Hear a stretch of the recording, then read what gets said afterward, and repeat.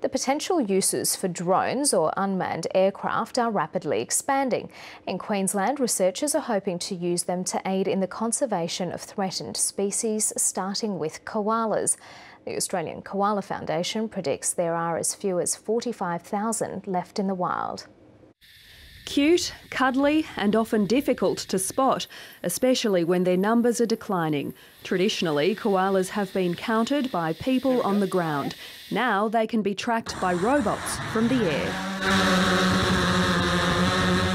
Researchers from the Queensland University of Technology have sent up drones armed with infrared cameras. We're a little bit sceptical that it would work, but when we saw the images come through, we saw the koalas are very distinct in compared to the trees and the environment. So we thought, yes, this is absolutely a proof of concept that it could work.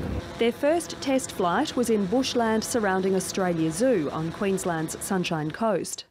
The cameras detect the animal's body heat and beam pictures straight back to the team below.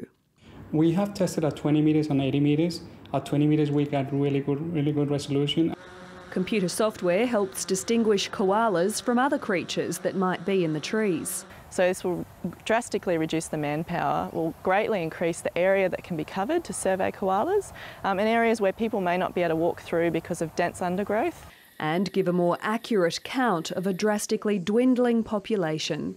Can we then use the technology to see how they behave, how they reintegrate, monitor their health?